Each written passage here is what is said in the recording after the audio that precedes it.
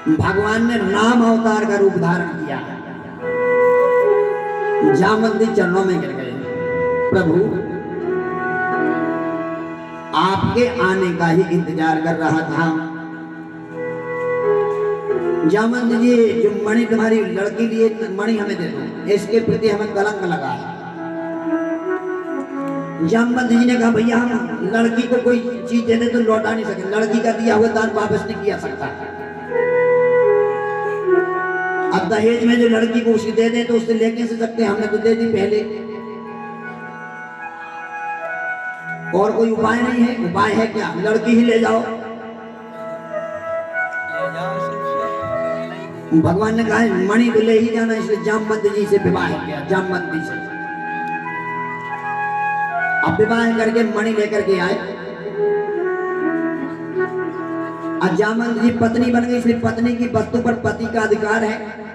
मणि लेकर के सत्यजित को दिया, लो ये अपनी मणि रखो, हमें झूठा कलंक मत लगाओ। सत्यजित को गिलानी हुई, इतने बड़े राजा को मैंने झूठा कलंक लगाया, महाराज ये मणि नहीं चाहिए। ये मणि भी ले लो, एक हमारी पुत्री है जिसका नाम है सत्यभामा, उसको भी ले लो। तीसरा विवाह भगवान का सत्यभामा से हुआ। अब मणि लेकर के द्वारका में रहने का, मणि के आने से और धनाकोश बढ़ गया, धन संपत्ति बढ़ गई।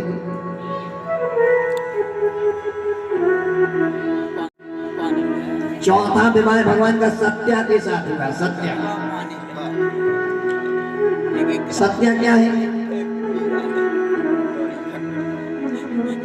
सत्या के राजा ने, पिता ने शर्त रखी थी, क्या? ऐसा यंत्र बनाया कि नीचे की ओर देख करके ऊपर की मछली की आंख में जो निशान लगा दे, उसी से हमारी लड़की शादी करेंगे।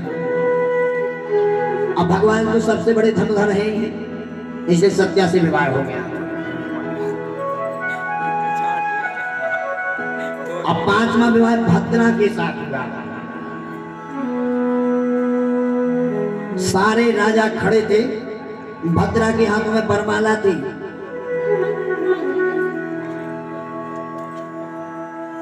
जिसको भी हमारी ये हथनी वरमाला पहनाएगी, उसी से हमारी बहन शादी करेगी। सत्या ने, भद्रा ने अपने भाइयों का विरोध कर दिया, हम हथनी से अपना जीवन नहीं, हम स्वयं वरमाला पहनाएंगे। भगवान के सुंदर स्वरूप को देख करके भद्रा ने भगवान के गले में वरमाला डाल दी।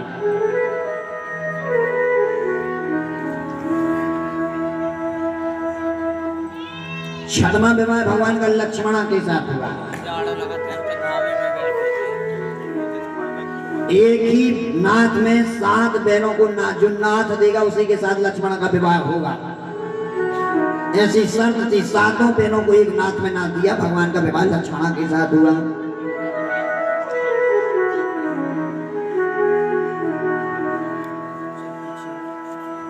अब मित्रवृंद नाम के 2 भाई थे, उनकी एक बहन थी मित्रवृंदा।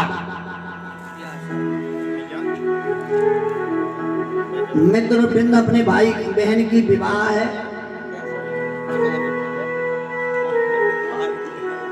जरासंध के सेनापति शिशुपाल से करना चाहते ताकि राज परियाज बढ़ जाए, लेकिन मित्रवृंदा ने भगवान को अपना पति स्वीकार कर लिया था, इसलिए 7वां विवाह मित्रवृंदा के साथ हुआ। एक दिन अर्जुन और भगवान शाम के समय रथ पर जा रहे थे, जमुना के किनारे से निकले। वहां एक देवी जी सफेद कपड़ों में समाधि में बैठी थी। भगवान ने अर्जुन से कहा, जाओ, शाम के समय अकेली लड़की बैठी है, कोई कष्ट ना हो जाए हमारे राज में, पूछो क्यों बैठी हो। अर्जुन दौड़ते दौड़ते गए, देवी ये जमुना के तट पर बैठे क्यों? हम बोले, हम अपने भगवान द्वारकाधीश को पति के रूप में चाहते हैं, और नहीं मिले तो हम इसी जल में कूद करके अपनी आत्महत्या कर लेंगे। इसलिए 8वां विवाह भगवान का कालिंदी के साथ हुआ। भीष्मी जामवती भामा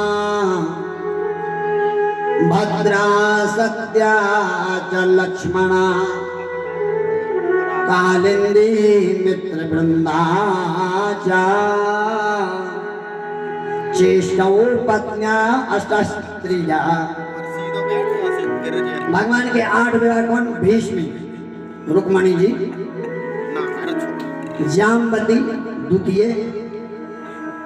सत्यभामा तृतीय,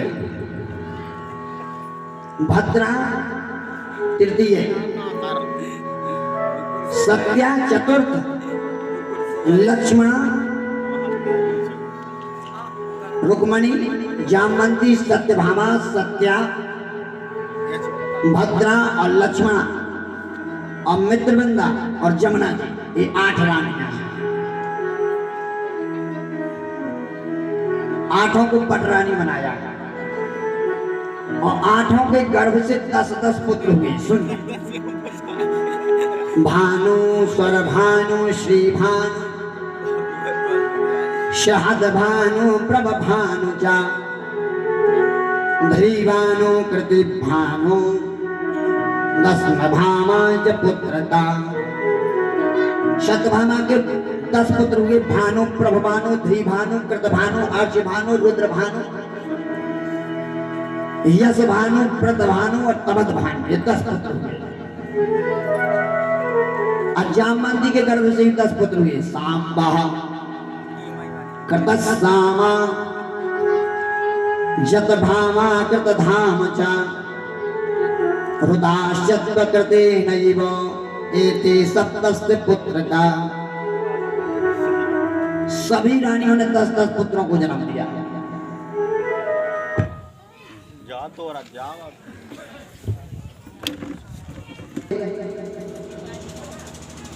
और सभी परिवार के सभी रानियों के साथ आनंद से रह रहे हैं। उसी समय भगवान इंद्र द्वारकाधीश की शरण में आए और प्रार्थना की, प्रभु हमारी माँ के आदिति के कवच और कुंडल एक असुर छीन के ले गया है और उससे जीतना हमारी बस की बात नहीं, इसलिए महाराज हमारी सहायता करो। असुर कौन? यथा हतो भगवता भौमो तेन जासये श्रुता निरुद्धाय तथा कक्षो विक्रम सारंग धन्नवा। भौमासुर नाम का दैत्य है जिसका शौक है कि रोज एक नई स्त्री का प्रयोग करता है। भगवान गए और जाकर के प्राग ज्योतिषपुर नाम है शहर का, और दरवाजे पर शंख बजाया। भौमासुर ने कहा किसको अपने प्राणों की चिंता नहीं है? बाहर निकला, युद्ध किया और युद्ध करते करते जब भगवान को परास्त होता हुआ सत्यभामा जी ने देखा, गरुड़ पर स्वयं सत्यभामा भी युद्ध को कला को जानने वाली इसके साथ में गई है। अपने पति को परास्त होते देख करके सत्यभामा जी को क्रोध आ गया और भगवान से बोली, महाराज उद्दंड को मारते क्यों नहीं? अब भगवान इसी का इंतजार कर रहे थे। भौमासुर को वरदान था कि जब तक तुम्हारी मां ना कहे कि इस लड़की को मार दो तब तक मारे हुए नहीं। और कौन ऐसी मां है जो अपने पुत्र को मारने के लिए कह दे? पुत्रो जायेत कुछ तपि कुमाता न भवति। पुत्र को पुत्र हो सकता है पर मां को माता नहीं हो सकती। अब भौमासुर भूमि का पुत्र है और सत्यभामा भूमि का अवतार है। भगवान की 2 पत्नी है, लक्ष्मी और भूमि। इसलिए यज्ञ से पहले करते ना केशवाय नमः, माधवाय नमः, नारायणाय नमः। क्यों करते भैया? आज में के माने क्या? पृथ्वी। और वाय मतलब उसका पति केशवाय। पृथ्वी की लालच में हमारे अंदर जो अवगुण आ गए भगवान नष्ट करो, पूजा के योग बना दो। और माधवाय मतलब माँ माने लक्ष्मी, औधवाय माने उसका पति। महाराज धन के लेन देन में जो हमने पक्षपात किया उसका अवगुण समाप्त करो, पूजा के योग बना दो। अन्नार माने जल, अयाय माने जल में गए जिनका स्थान।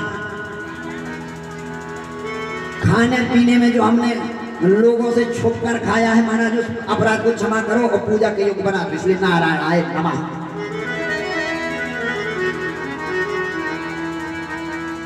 और दूसरा यदि व्याख्या करो तो सत्व रजतम।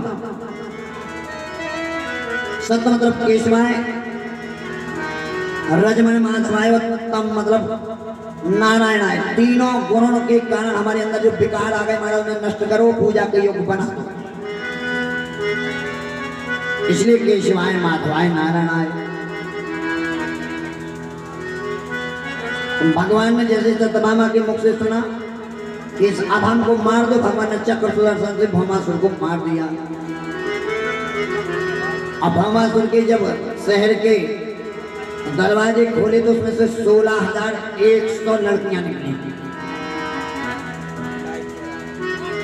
भगवान ने लड़कियों से कहा अपने घर जाओ। लड़कियों ने कहा महाराज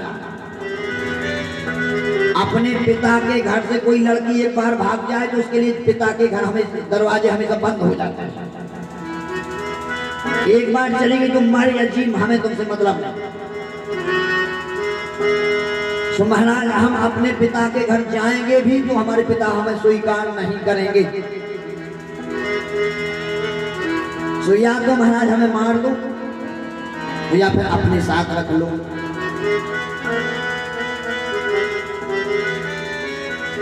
भगवान ने कहा मार तो सकते नहीं क्योंकि हम क्या है करुणा कर रहे हैं, भक्तवत्सल है। अपने साथ रख लिया। 16,100 और दासी के रूप में भगवान को स्त्रियां प्राप्त हुई।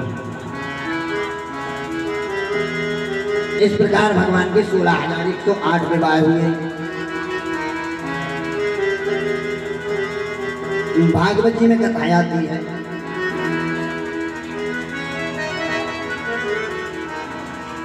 जीवन में चाहे कितना भी संघर्ष हो,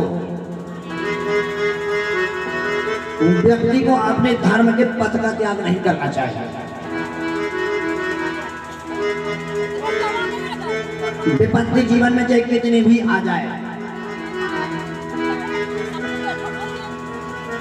विवेकानंद जी ने कहा कि संघर्ष जीवन के फूल हैं और जिस जीवन में संघर्ष नहीं उसमें सुगंध नहीं है। और जीवन में सुगंध तभी आती है जब व्यक्ति संघर्ष करके निकले। और भगवान अपने जीवन में संघर्ष करके दिखलाते भी ऐसा करो।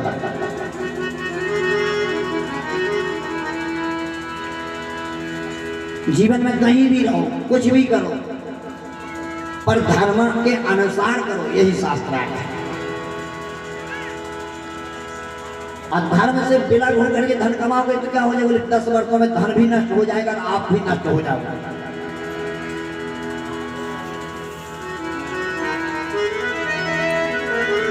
इसलिए धर्म पर रहकर धन कमाओगे तो आपकी 10 पीढ़ियां तक खाएंगे। भगवान अपने पूरे परिवार को धर्म में रहने की शिक्षा दे रहे हैं। उसी समय सोनेपुर का राजा है बाणासुर। बाणस्य तनया मूसा मभुये यदुत्तमा तत्र यदमभूत घोरम हरिशंकर योर्महा। बाणासुर की पुत्री का नाम है ऊषा। ऊषा मतलब होता है ऊर्जावान। ऊषा मतलब होता है आत्मबल से बहुत मजबूत, जिसे अपने ऊपर बहुत ज्यादा विश्वास हो, वो है ऊषा।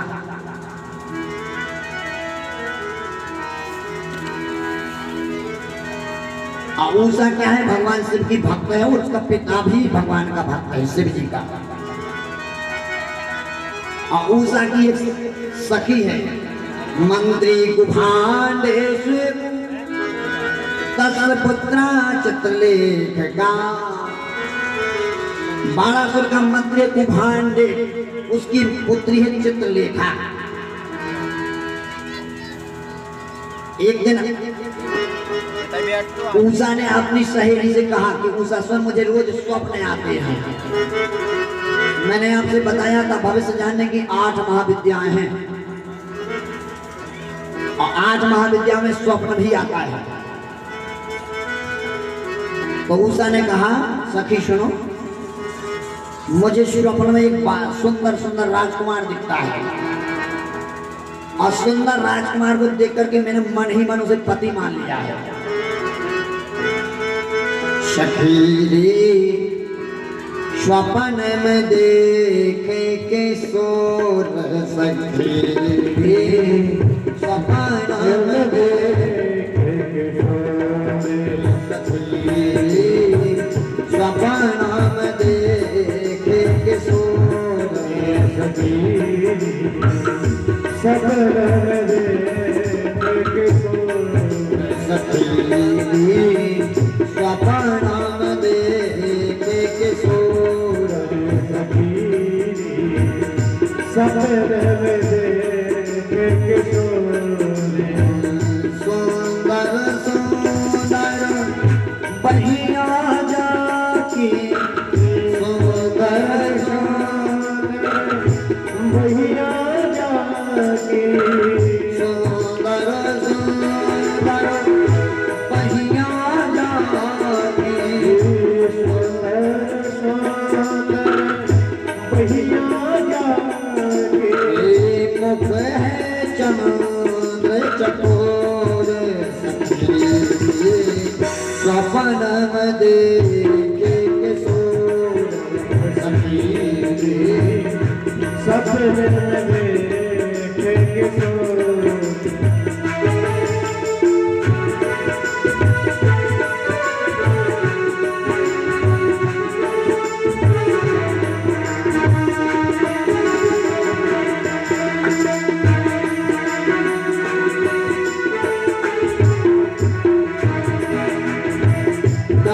पीताम्बर ऐसे सो है, कट पीताम्बर ऐसे सो है, कट पीताम्बर ऐसे सो है, कट पीताम्बर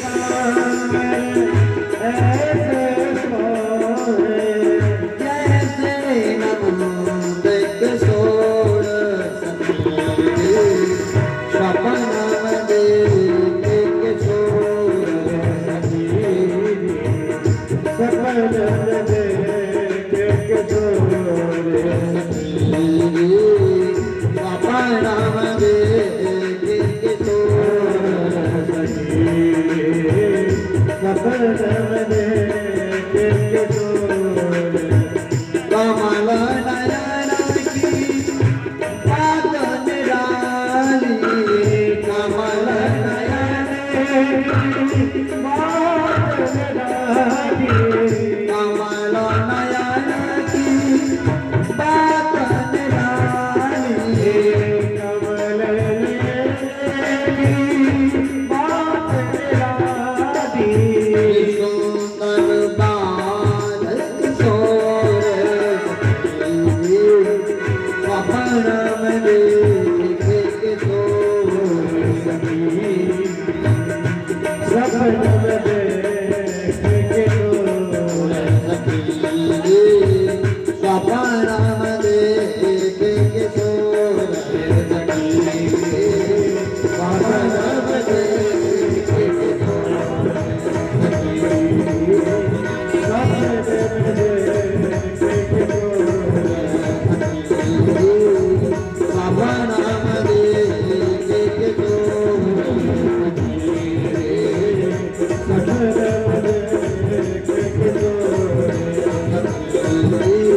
स्वप्न में देखे के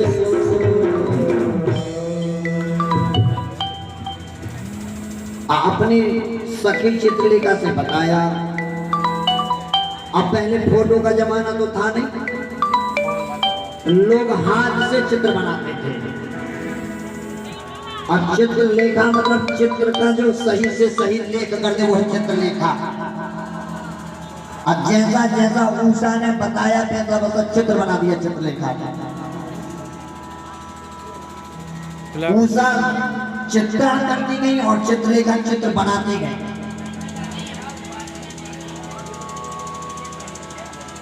और जब चित्र तैयार हुआ, चित्रलेखा ने अपनी सखी उषा से कहा कि यही है, हाँ हाँ यही रोज दर्शन देता है। उषा इसको पति बनाने का विचार छोड़ दें। क्यों? ये तेरे पिताजी के सबसे बड़े शत्रु का नाती है और इससे तेरा विवाह नहीं हो सकता। उषा ने कहा हम तो अपने मन ही मन पति के रूप में इसको बढ़ चुके हैं। चित्रलेखा तेरे पिताजी जो हैं वो माया भी हैं, तुझे भी माया सिखाई होगी, इसलिए ऐसा कर क्या माया से ही अनिरुद्ध को द्वारका से उठा करके यहाँ रख दे। अपनी सहेली के लिए इतना नहीं कर सकती? उषा ने अपनी सहेली के मन को रखने के लिए माया से अनिरुद्ध को पलंग के सहित द्वारका से सोनेतपुर बुला लिया। सोनेतपुर में उषा के कमरे में अनिरुद्ध पहुंचे। दोनों आपस में बातचीत करते थे। नारद जी पहुंच गए, दोनों ने प्रणाम किया। उषा, ये तुम लोगों ने कैसा प्रेम किया? तुम्हारे पिता और इनके जो दादाजी हैं दोनों शत्रु हैं। उषा जी ने कहा प्रेम कभी शत्रुता या मित्रता नहीं देखता है। अब कमरे से पुरुष की आवाज आ रही थी, इसलिए बाणासुर पहुंचा। दरवाजे पर आवाज आ रही। उषा, अब पिता के वचनों को सुनकर उषा डर गई। अनिरुद्ध को कमरे में छिपाया। अब इतना बड़ा सुंदर राजकुमार कहीं छिप सकता है? बाणासुर ने दरवाजा खोला। ये पुरुष की आवाज कहां से आ रही? महाराज कोई नहीं था, हम सुन रहे थे।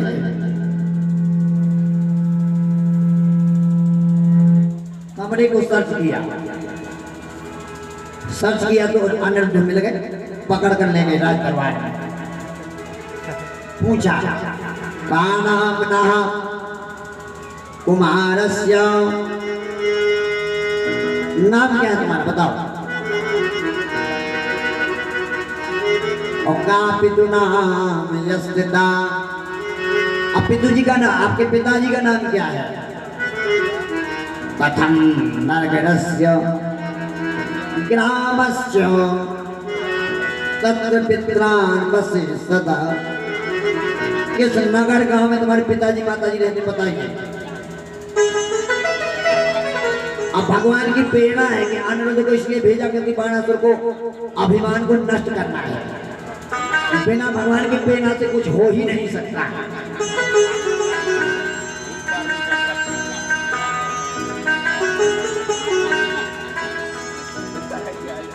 और जैसे बताया कि हम कृष्ण हमारे दादाजी हैं, बाणासुर का क्रोध का पारा चढ़ गया। बड़े दिनों से युद्ध करने के लिए खोज रहे थे, कोई बहाना नहीं मिल रहा था, आज मिला।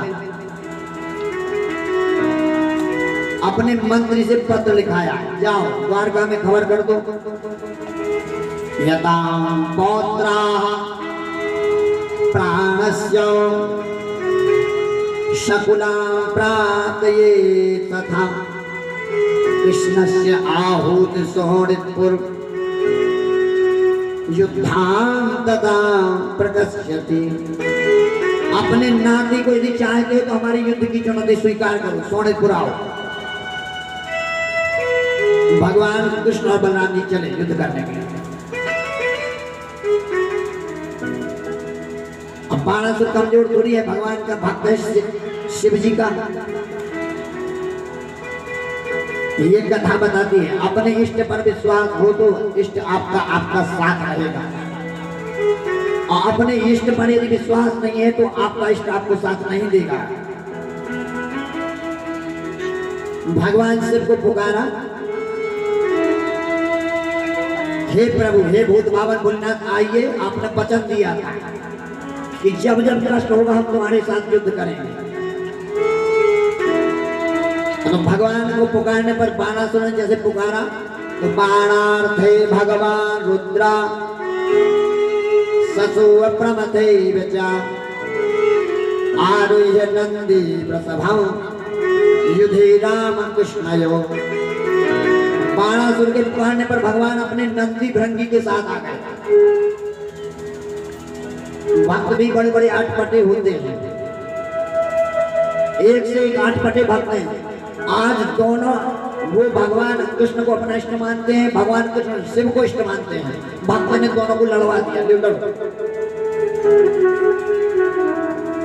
भगवान कृष्ण यहाँ से अस्त्र चला रहे, भगवान शिव जी वहां से अस्त्र चलाते हैं। शिव जी कहते महाराज ऐसे भक्त सबको देना। शिव जी ने बहुत प्रकार की बीमारियां चलाई। अब कृष्ण भगवान ने उनकी सबकी दवा चलाई। भगवान शिव ने ज्वर को उत्पन्न किया, बुखार को। और भगवान कृष्ण जब बुखार को मारने लगे तो बुखार आकर के भगवान से प्रार्थना करता है। सुनिए महाराज, नमामि त्वानंत शक्तिमो परेशं सर्वात्ममानं केवलं ज्ञाति मात्रं विश्वोत्पत्ति स्थान संरोध हेतु एतद्य ब्रह्म ब्रह्मलिंगम प्रशांतम। हे भगवान, हमें क्षमा कर दो, मारो मत। यदि किसी को जन्म दिया है तो रहने दो महाराज। हम वचन देते हैं क्या, तो जहां जहां भगवान की भक्ति होगी, जहां जहां धर्म का मार्ग होगा, वहां वहां नहीं जाएंगे। और जहां जहां पापमय काम होंगे, पाप का मार्ग हो, वहां वहां बुखार रोज रहेगा। अब भागवत जी का वचन है, असत्य हो नहीं सकता। लिखा, जहां जहां हो ये हरि भजन और प्रभु को गान, घर को मैं तज प्रभु जाऊं पापी ध्यान। जहां भगवान का भजन होगा और जहां भगवान के बताए हुए मार्ग पर लोग चलेंगे, उस घर में कभी बीमारियां नहीं आएंगी। और जहां लोग कहेंगे कि हम धर्म पर हैं पर होंगे नहीं, वहां बीमारियां जरूर आएंगी। भगवान डुप्लीकेट पसंद नहीं करते। तो भगवान ने ज्वर को छोड़ दिया, जा हमारे भक्तों को परेशान मत करना। बाणासुर ने भगवान शिव से कहा, महाराज ये क्या कर रहे हो, जल्दी त्रिशूल मार करके कृष्ण को वध कर दो। भगवान शिव ने कहा, हम तुम्हारे आदेश पर चलने वाले नहीं, हमारा अपमान कर दिया, अब तुम जानो तुम्हारा काम, चलो। भगवान शिव चले गए। तब कृष्ण ने बाणासुर की 1000 भुजाओं को काट दिया और 2 भुजाओं को छोड़ा, मारा नहीं। क्यों? बाणासुर किसका पुत्र है? बाणासुर तनयः बलि, राजा बलि का पुत्र है बाणासुर। और प्रहलाद जी को भगवान ने वचन दिया है कि 100 पीढ़ी तक तुम्हारे कुल में जन्म लेने वालों को मारेंगे नहीं। तो प्रहलाद के पुत्र बैरोचन, बैरोचन के राजा बलि और बलि के पुत्र बाणासुर। इसलिए भगवान ने बाणासुर को मारा नहीं, छोड़ दिया। अभिमान जब नष्ट हो गया तब बाणासुर चरणों में गिर गया भगवान के। प्रभु नमः योग निष्ठाय योगिनां पतये नमः, नमः योग बिंदाते योगक्षेमाय ते नमः। प्रणाम है प्रभु, हम अभिमान से भर गए थे। बाणासुर के माध्यम से भगवान शिक्षा देना चाहते। सुनिए,